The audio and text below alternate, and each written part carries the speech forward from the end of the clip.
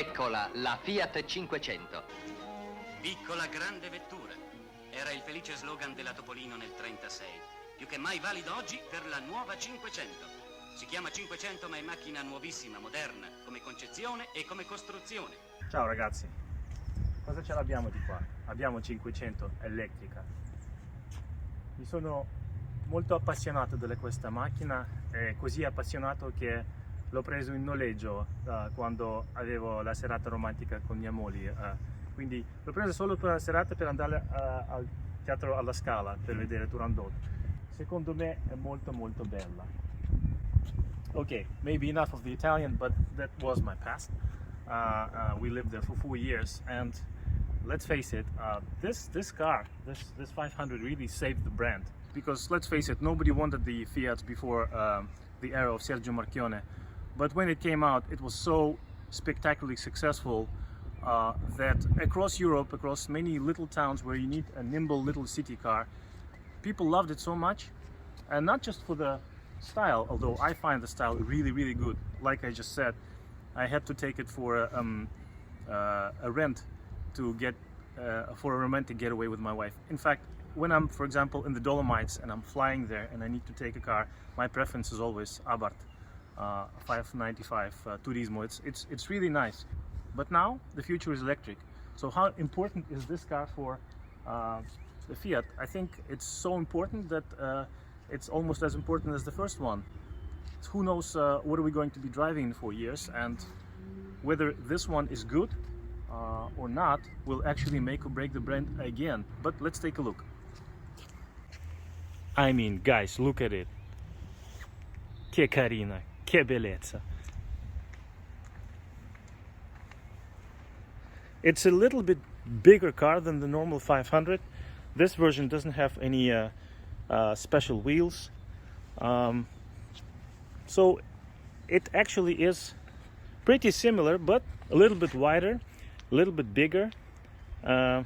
We have here a reminder that this is 500e, and we took it for a test drive from Vaneman. Thank you, Vaneman. Most important thing, it's just very, very beautiful.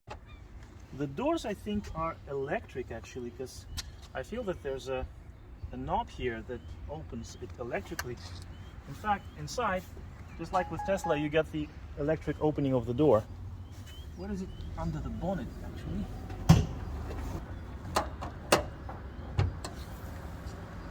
Check it out. It's humming and it's busy. So no front here. What about the interior? It's pretty spacious. I'm 180 centimeters tall, and I feel no problem fitting in here. In fact, if I was a 2 meter tall, this would still be okay. Yeah, it's really nice. What about the back? Piccola sì, ma ci si sta bene in 1, 2, 3, 4 persone.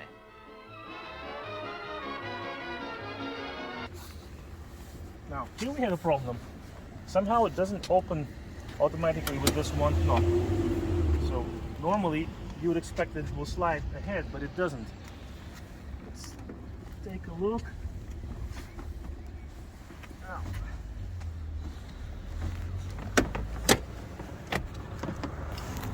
I'm only comfortable here if somebody really, really short will be driving me actually. Okay, you have boy! So yeah, but that's not a secret. This is a pretty small and cramped car in the back. Having said that, for a short trip, it's okay. The boot. The boot is small as expected, but I think you can fit here easily 2 or 3 carry-on luggage for your plane, and that's all you need. If you're going on a long trip, don't take Fiat 500. Well, I quite like it here actually. First of all, this display is brilliant. I mean, this is nothing like the normal 500.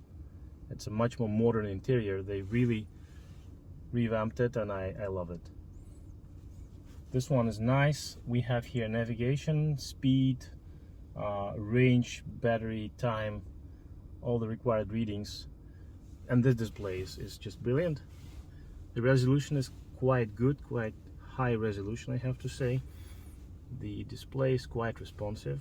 Center it, and it's very intuitive. I'm here, what, 5 minutes or something, and I already know my way around this. So this is some home screen. We need to hook up the telephone and everything. Media, self-explanatory. The sources, climate control, yeah, everything is pretty clear. Seat heating, auto, not auto, air conditioning, okay. Navigation, we've been here. They are showing the charge points, I guess. Telephone and the car menu. I like it. I also like that they have duplicated everything here with the normal buttons, so you can manage the climate control and everything from here, but also here, which is much faster and a bit safer, I have to say, I think. I'm not sure I'm a big fan of the gear selector, but okay, I mean, I guess you just get used to it. And this feature is quite cool. There's a Torino skyline right there. Look at it, you have 500 hidden right here. You have another reminder that the car is made in Torino with a skyline right here. You have another reminder right here, which is a very cute picture of 500 of the Cinquecento from the 60s, and this display, it's really nice.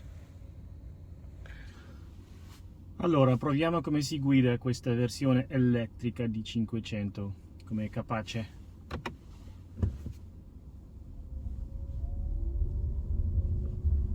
The first thing that I've noticed is that when it stops, it makes this strange sound. It's pretty annoying, actually. And you have to really be careful not to make that sound, like, and it still makes it. So I guess Fiat, you need to address this. This is strange. Okay.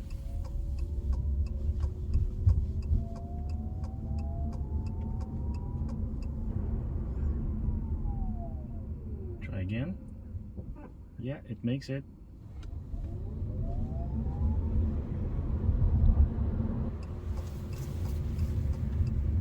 Nice radius. Quite important for city driving. This is where Tesla does not impress. It has a really wide radius, turn radius. And this one, very good. The car is quite responsive. Let's check the steering.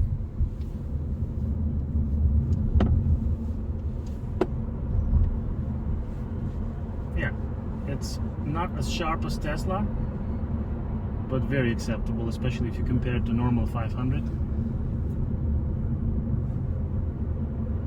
And look at that, look at the map. It shows that we're actually passing at the vicinity of Johan Cruyff Arena, and it shows it right on the map, the big structure it is. Okay, full gas.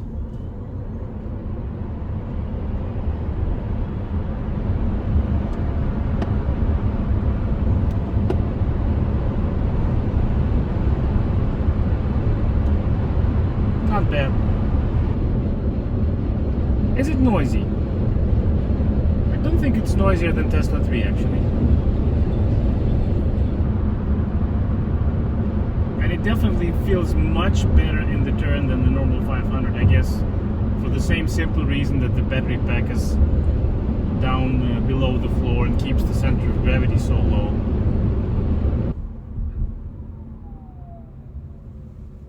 Let's see if I can manage without the sound. Yes, yes. Again, look at that. I love the map. It shows all the buildings, all the known buildings, in real scale. Quite something. Voice command. Should I try a voice command?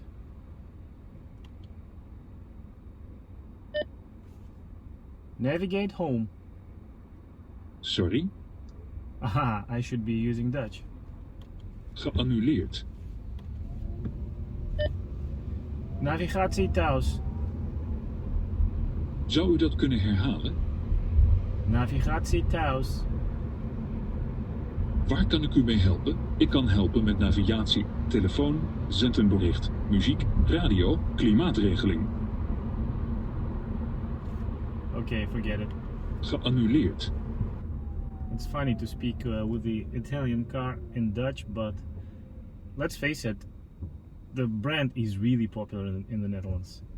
And 500, when it came out in, what was it, 2006, 2007, really took off here. This country is perfect for 500. I don't even know if I should call it 500 or Cinquecento all the time, because it sounds weird. 500, it's Cinquecento, come on guys. The car is super nimble. Turn radius is very good. Pretty good on the bumps as well. Do not have many, but here they are. And suspension is really nice. Doesn't feel too firm, doesn't feel too soft. Just about right. I'm not gonna go into many of these specs and the possibilities here. I mean, they're all wildly advertised. There's a crawling mode, there's a one pedal driving mode. Strangely, the volume and all these modes, the controls are right here, but it's okay, you can get used to it. Quite important, of course, is how this car compares to its rivals, and yeah, it starts at 24,000 euros, so it sounds like it's expensive, especially if you compare it to a normal 500. But then you start to compare it with the other electric cars, and it's actually not so bad. Most of the other small electric cars, like the Peugeot E208, the Opel Corsa E, they're a bit more expensive, although they are a bit more spacious in the back as well as with the boot. Still, for a city car, it's quite comparable, and you do save a lot of money actually on it. What, 10,000? That's a big difference.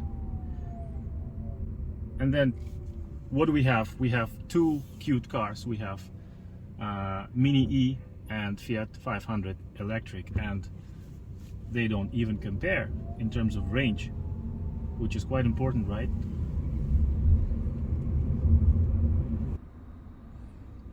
Anyway, I feel myself right at home. Forgot to take a look here, and it's a humongous cavern here as a glove box. Nice. Off we go.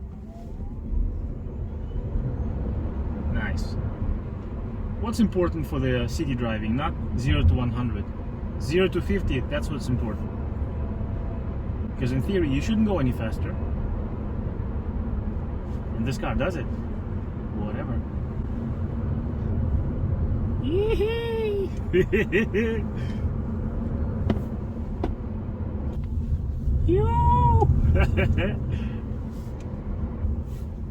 Nessun dubbio che sono veramente innamorato con 500 elettrica.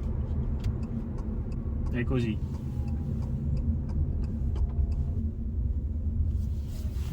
Yay! Wow, wow, wow.